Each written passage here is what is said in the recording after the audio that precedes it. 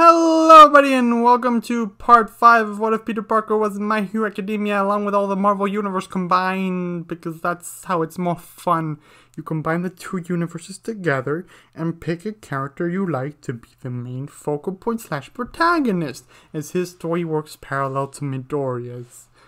Yes, I hope you enjoy this video and enjoy this series because it's awesome and I love it, and Spider-Man's the best, but not many people watch this one compared to other series, as evidenced by the last version. That said, like, subscribe, do all that fun stuff, check out my Discord in the description below, and most important of all, please enjoy the video after the intro.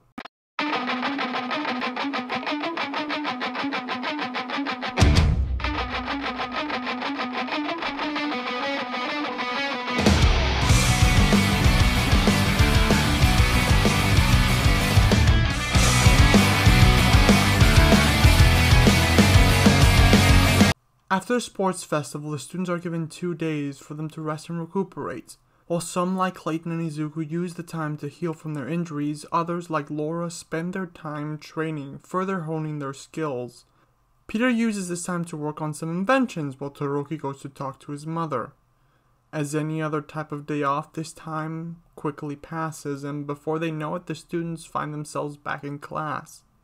Peter finds himself running through the rain, covering his head, thinking, why of all days did I have to forget to bring my umbrella today? He keeps running, trying to get to school without getting too wet.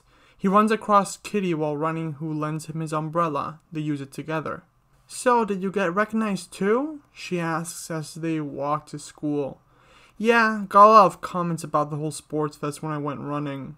I got called things like amazing, spectacular, and sensational, stuff like that. Honestly, the most enthusiastic people about it were my brothers, says Peter. You have brothers? Asks Kitty, curious. Yeah, 2. They're twins, little guys, little Benji and Kine. Peter answers. Did you get recognized from the festival too? Well, I didn't get very far. There was 1, maybe 2 people who actually recognized me. They mainly told me to keep trying, she says, a bit of disappointment in her voice. Things would have probably turned out differently if we'd partnered up, says Peter as they reach the gates of UA. Dude, we'd be an unstoppable team, but you got picked up by Midoriya right off the bat, says Kitty, hitting him in the shoulder in a playful way. Yeah, he had a really solid strategy. Maybe next time, though, comments Peter, opening the door to the main building and gesturing for Kitty to go in. Thanks, she says as they walk in. She's followed by Ida, who comes running in, and then Midoriya. Well, that was unexpected, says Peter, seeing them enter. He then enters himself. They then head to class while still talking. Even once they reach the class, they talk a bit longer until Aizawa enters the room, at which point everyone returns to their seats immediately. We have a big class today, says Aizawa as he reaches the podium, on hero informatics. Since they all hate the subject so much, a sense of dread fills the class. You need code names. Time to pick your hero identities, clarifies Aizawa, causing the class to breathe a sigh of relief and even cheer for it. Aizawa calms the class down and clarifies the reason they need them, explaining the hero draft picks and showing the class their offers. In this version of events, because of various factors, the offers are Todoroki 4,123, Bakugo 3,556, Peter 2,359, and Kamala 2,147, etc. You should see the scores up on screen. It's usually more spread out, but they're basically 2 groups, those in the top 4 and those under. It's a pretty big gap, explains Aizawa. The class looks at the results confused. Todoroki got the most ahead of Bakugo? Asks Jiro. Yeah, it's the other way around from how they placed, says Kirishima. Mineta bobs Midori in the back and says, I bet no one wanted to invest in you because of how you messed up your fingers. Multiple comments fly around the class. Peter turns to Kamala and gives her a thumbs up, which she then returns because they both play so similar to each other and got a similar amount of offers. Aizawa eventually stops the conversations by explaining that everyone, regardless of if they got offers or not, will be interning with pros. He explains exactly what the internships mean and why exactly they need code names. Midnight is called into the room to judge the names, and while Aizawa takes a nap, since he himself isn't good at judging names. Peter has trouble deciding on what name to pick. He thinks of names such as Night Monkey, Kid Arachnid, Speeder, and Arachno, but is unconvinced by those. "How about the human spider?" proposes Kitty. "Not sure if that totally gets what I'm going for." "Wait, I got it!" he exclaims as a flash of inspiration hits him. He writes The Amazing Spider-Man, but crosses out the amazing part, writing spectacular instead. He crosses that out too, deciding to just go with Spider-Man. Most of the class ends up picking their canonic names. Kitty ends up going by Shadowcat, Clayton with Clash, Kamala goes with Miss Marvel, which leads to Midnight asking about the origins of the name. Kamala explains that she's a big Captain Marvel fan and ends up getting the thumbs up. Laura has a difficult time deciding. She can't think of much. The only name that she can think of is the one of the hero she was made to replace, but she doesn't want to live up to that. The words Subject 23 ring out throughout her head, reminding her of a traumatic past. This leads to her having a small panic attack in the classroom. "Are you alright?" asks Peter, stretching his hand out to her. She goes berserk and lashes out. She attacks Peter, but thanks to his spider sense, he jumps out of the way. Aizawa Midnight managed to stop her. "What the hell is her problem?" asks Kirishima. "What a freak," comments Mineta. She's taken to the infirmary, later returning to apologize to the class. She doesn't pick a name, and along with Bakugo, Todoroki, and Ida, they end up going by their first names. Aizawa, as he leaves the classroom, says, "Make sure to hand in your applications before the weekend. Oh, and Laura, go talk to the principal after class." The class freaks out a bit about the little time they have, but get over it quickly. "So who are you going to go with?" Kitty asks Peter. "I'm not totally sure. I got so many offers that," Peter says, scrolling the page and reading The Avengers Agency. "Okay, I'm going with this one." "Nice," says Kitty. "Can't believe they sent you an offer. I'm jealous." "What about you? Where are you going?" asks Peter. "Not sure. I didn't really get any offers. I guess not that many people noticed me. Probably going to go with one of these," answers Kitty, showing a list of circled names. "What do you think?" "Honestly, it kinda depends on what you want to go with. Rescue or combat," answers Peter, looking the list over. "Probably with the Quake Agency. They have a balance of both combat and rescue there, if I'm not wrong." The next few days go by quickly, with everyone submitting their choices for agencies to work under. The day of the internships arrives, and the students quickly say their goodbyes. Before they leave, Ochaku and Izuku have a talk with Ida, telling him that they are there for him if he wants to talk to them. Ida dismisses them quickly. After they leave, Peter approaches Ida from behind. "I've told you before, I'm fine," says Ida while turning around. "Oh, it's just you, Peter." "Everything alright?" asks Peter. "Yeah, you needn't concern yourself with me. Just go catch your train," answers Ida, trying to dismiss his classmate. I'm going to Hosu too," says Peter. "Oh, I see. I'm sorry for assuming," says Ida, trying to resume his way. "Look, Ida, I know we aren't tight or anything, but I consider you a friend," says Peter, causing Ida to stop in his tracks. "As a friend and from personal experience, I can tell you vengeance isn't really the answer. You're probably thinking that I don't know what I'm talking about, that we're nothing alike, but I've been where you are before. When my quirk first manifested, I screwed up and let someone go that I shouldn't have. That decision changed my life. My Uncle Ben, which was like a father to me, died because of that choice. I wanted vengeance so bad, but in the ensuing chaos, I decided I'd rather pursue justice and help the people that guy was holding hostage instead. Count your blessings, pal. Your brother survived. My uncle didn't." I know this pep talk won't stop you. As I said, I know where you're at, but I hope it'll make you reach the right decision in the end. Peter pats Ed on the back, planning an upgraded version of his spider tracers, and keeps walking, while the class rep thinks the situation over and Todoroki watches from afar. Everyone goes their respective ways. Peter finds himself surprised to see Kamala board the same train. "Hey there," he says, watching her walk by in the train. "Oh, hey, didn't expect to see you here," says Kamala. "What agency are you going to?" "It's kind of a big one. I'm interning with the Avengers," says Peter. "Really?" says Kamala, very excited. "So you're interning there too?" "Wait, you too?" asks Peter. "Yeah," she says, freaking out a bit about it. "I honestly wanted to keep it a secret and brag about it later, but I'm so excited. I'm happy I won't be alone, but also a bit disappointed that I'm not that special." "Same here," says Peter. "I'm still getting special collectibles signed, no matter what." "Man, I'm feeling completely unoriginal here. I bought my own too," says Kamala, showing her own Avengers collectibles. She and Peter fist bump and keep talking the ride over. Peter and Kamala arrive in Hosu City, following the address given to them until they reach a building with a giant A on it. They walk into the reception a bit nervous. "What can I do for you?" asks the receptionist. I'm Peter Parker," says Peter. "And I'm Kamala Khan," she adds a bit more collected. "We're here to see the Avengers for our internship program." "Ah, you two must be the UA students," says the receptionist. "You're being expected on the 20th floor.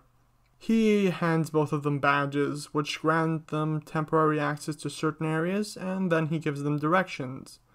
The pair follow the directions and find themselves in front of a huge door. The two stand in front of it for a moment, and the door opens. "We've been expecting you," says Carol Danvers. "Yeah, come on in. It's time to get you kids situated," adds Tony Stark. The two follow to a certain point. "Okay, time to split you two up for the time being," says Tony as they reach an intersection. "Why?" asks Peter. "Easy. Offers were sent to you by two different members of the team, those being us two. We wanted to talk to you in private for a bit before sending you on to what we have planned. You will have a similar experience to each other, but slightly different," explains Tony, answering Peter's question.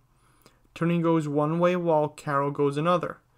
Peter follows Tony and Kamala Carol. They gesture goodbye and follow their idols. Once they reach a room, both Tony and Peter enter. "Why are you following me?" asks Tony. "I thought the Muslim girl was following me." "I'm sorry," says Peter, nervous, turning to leave. "I'm just kidding, kid. You're the one I wanted to talk to," he says, noticing Peter's suitcase. "Is that your suit? Let's see it." Peter puts the suitcase on the table, showing the suit and the new version of the web shooters, which now include a taser function and a set of spider tracers. "Pretty interesting. These seem well designed and made. Slight improvement over those in the sports festival," says Tony while checking them over. "Wait, you knew I made them?" asks Peter nervously. "Of course. Jarvis, pull up file Itsy Bitsy," Tony orders while a couple holoscreens appear before them that show Peter's academic accomplishments, as well as news reports of him as the mysterious Spider Boy. "I've been keeping tabs on you. Your skill in the development world was enough. I was going to recruit you for Stark Industries, but then that happened." He points at the newspaper of his debut as a vigilante. "It was hard to ignore. You really took after your parents," he continues. "You knew my parents?" asks Peter, wanting to know more. "Yeah, even worked with the Scarlet Spiders at one point or another. They wouldn't shut up about their son, who was constantly tinkering with their support items. Kinda annoying at the time, but now it's useful information," says Tony, putting down the web shooters. "Is that the best you got?" asks Tony. "What do you mean?" asks Peter and responds. "Oh, I assume you got more in store, but are limited by the school and personal budgets, not to mention the parts limitations," answers Tony. "Well, yeah." But it's a lot better than using dumpster diving materials like I did before, says Peter. Nonetheless, I want to see what you're capable of with no limitations. So, Stark Industries will be taking over Spider-Man's suit and support item productions. You design the stuff, we'll look it over, maybe fix a thing or two in designs, and make it for you. It's a similar setup to what I have at Avengers Academy, but I do think that you making your own things will have some much more spectacular results, says Tony. That would be awesome! Although I have to check with the support company that currently represents me, answers Peter looking around the room. Oh, the deal is already done, says Tony. I do have to say that I won't be able to mentor as hands-on as I like. The Avengers have our own thing to take care of, and I personally have a company to run. But we did arrange for both you and the girl to continue training. Hope to see what you make, says Tony while leaving the room. But do me a favor, kid. One day when you make your mark with Parker Industries or something, do throw me a bone. Sure, says Peter as Tony leaves the room. He spots the Iron Man armor and looks at it flabbergasted, spacing out for a moment. Mr. Parker, if you'll please head to the common area. Miss Khan and Mr. Whitman are already waiting for you, informs Jarvis, opening the door and activating guiding lights to guide Peter. Dark Knight shows the pair around, a bit annoyed that he got stuck on babysitting duty. He shows both the kids to their rooms, along with a full tour of the facilities. He informs the two students that training starts in 30 minutes while they get situated. The two get suited up and head to the training area, where they train a bit longer, honing their close-quarters combat skills against swordsmen. While he does bring some quirk elements into play, Dark Knight doesn't do much except spice things up a bit. The day comes to an end. During dinner, the two students talk about the day, excited about what the next day will hold. They then head to bed, not managing to sleep easily because of their excitement. The second day of the internship, the two sleep until 6 a.m., when Steve Rogers walks in front of their rooms, opens the doors, and sounds a trumpet. Freaked by the sound, Peter jumps up, sticking to the roof in a combat-ready position. On the other hand, Kamala falls out of bed upon hearing the sound. "Time to wake up, soldiers!" Cap shouts. Realizing that there's no danger, Peter jumps back onto the ground. What's going on? He asks, confused, while stepping out of the room. What time is it even? Asks Kamala while getting out of the floor. It's 600 hours, soldiers. Time to get up for the routine, answers Cap. Before breakfast, the two are worked pretty hard. They run across the facility, then train in a bit of close-quarters combat, learning a couple martial arts moves from Cap and how to properly defend from muggers and such. At 10 a.m., the two have breakfast, after going to the gym to train some more, learning to move in different obstacle courses that are meant to simulate different environments. Peter excels in this environment thing, being able to move around rather swiftly almost everywhere, while Kamala has a bit more difficulties. Cap still shows them his own version of how to do things, which they unconsciously start adapting into their own movements, as they're a bit more acrobatic in nature. The two then have lunch, at which point they take the opportunity and ask for some autographs. They get an hour off to relax a bit, and then it's back to tactical training, where Cap explains how to recognize weaknesses and react against powered opponents, not to mention teaching them how to canvas an environment and look for clues. At 6 p.m., the group leaves to patrol and survey the area, looking for any signs of the hero killer. They return to the tower, and at 8 p.m., they have dinner. Well, that was an action-packed day, says Peter while returning to the rooms. I think I'm taking a shower and then going right into Sleepville. Not a bad idea, Webhead. But at least the day was fun, not to mention very informational. We did learn a lot. Cap is very inspirational, more so than All Might, says Kamala as she enters her room. Yeah, you're right, says Peter entering his. The next day, the students sleep in a bit longer, leaving to the cafeteria once they wake up. When he gets there, Peter sees Kamala already there, eating breakfast. "Morning, kid. Finally decided to join the land of the living, huh?" says Hawkeye while sitting, his feet on the table and shooting a napkin ball at a trash can. After eating breakfast, Clint takes the two back to the training area, where he teaches Peter to aim a bit better and teaches the two students how to properly deal with long-range attacks and those who primarily use long-range attacks. First, he does it more theoretically, putting it into practice in the obstacle course later on. After that, they play a couple video games, having a bit of fun while practicing hand-eye coordination. They have lunch and keep training a bit, but later they go on patrol through the city. While on patrol enjoying some nice burgers, Nomu flies at them, hitting the building next to them. "Ah, come on," says Clint. "I wanted to finish this majestic burger." He throws the burger into a trash behind him while pulling a card. He says, "Avengers Assemble!" into the card just as the burger leftovers land in the trash can. "What should we do?" asks Kamala. "You two coordinate the evacuation," orders Hawkeye. "I called for help, but there are a lot of civilians here. Get them to safety." "Okay," says Peter. The two students start doing that, guiding the civilians to safety. While they do that, both of them get a message from Midoriya over a group chat giving his location.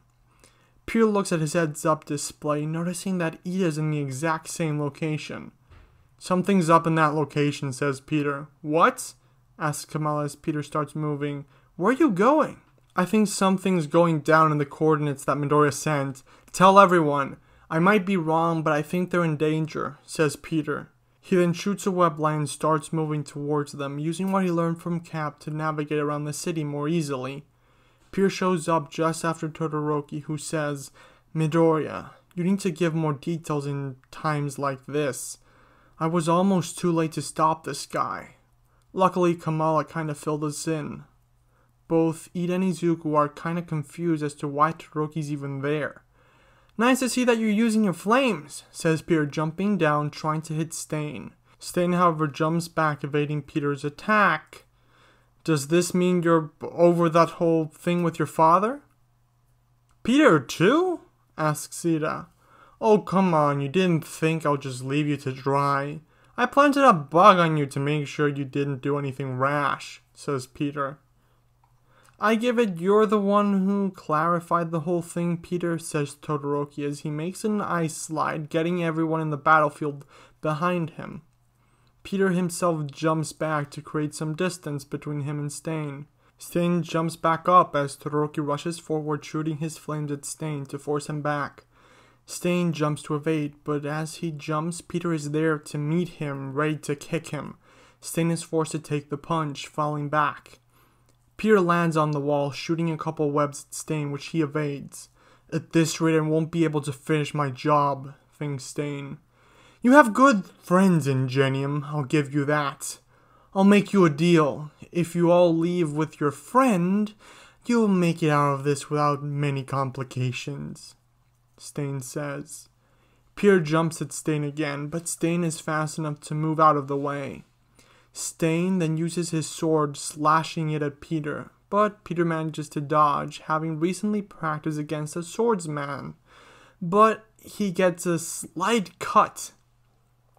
Stain gets ready to lick the knife, but before he can, Midoriya is freed from Stain's quirk and charges at Stain. Stain is forced back, giving Peter the opportunity to take the sword with his sticky feet. He then webs it to the ground in an attempt to take the opportunity away from Stain. "This isn't looking well," thinks Stain, throwing a couple knives at the group. Peter grabs one of the three knives out of the air, managing to grab a second one. The third one flies at Todoroki, barely missing his arm, making a tiny cut. "Crap, I've got to get out of here, but these kids won't let me," Stain thinks. Stain for a while tries fighting off the students, trying to create enough distance, but he doesn't manage to. There are too many of them. After a while of trying, Stain manages to paralyze Peter, but not before Peter webbed his foot to the ground, which Ida, Todoroki, and Midoriya use as an opportunity to take down the hero killer. "Did we win? Guys, did we win?" asked Peter, stuck looking at a wall. "I can't see anything." "You won," answers Native. After the paralysis ends, Peter Webb's staying up from head to toe, and then the pros along with Kamala arrive just as they start moving Stain. "Did you guys just..." asks Kamala. "Yep," says Peter. "We just took down the hero killer all by ourselves." "To be fair, we did have the numbers advantage," says Todoroki. "We were 4 against 1. Both Ida and Midori are taken to the hospital to heal their injuries. In the meantime, Peter and Todoroki return to their internships. The Hosu incident is thus resolved without as many casualties, thanks to the Avengers. The next few days, Peter spends training further.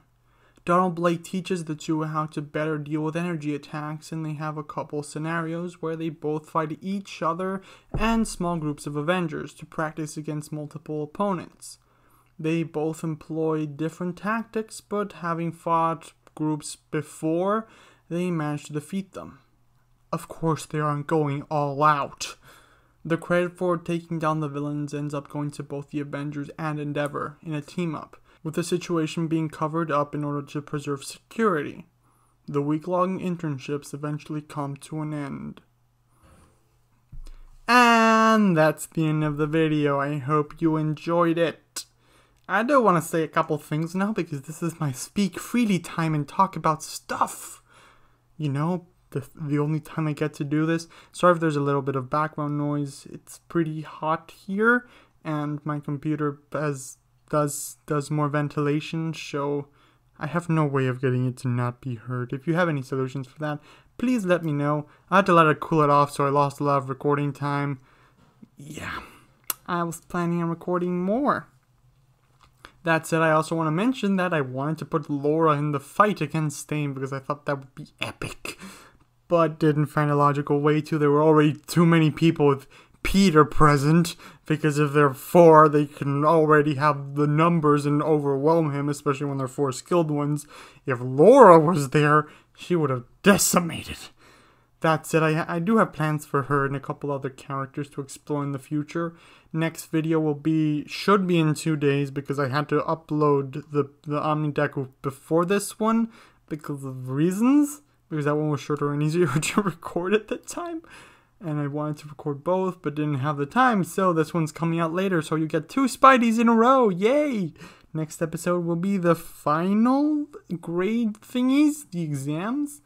That said, please hit that like button, subscribe, all those things YouTube wants you to do, because I want the series to do well. I do have to mention that after part 10, this and more series will be going on break for new ones to start, because I don't want to have too many going in at the same time, so I lose focus. I want to have a couple to focus on, and that's how things are gonna mostly go.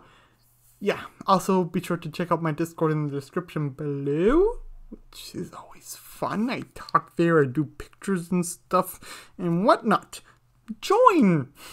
I've been rambling for like 2 minutes now, which is my usual speed time, so yeah, I'm gonna end it now. Have an absolutely fantastic day, everyone. Hope you enjoyed the video. Bye!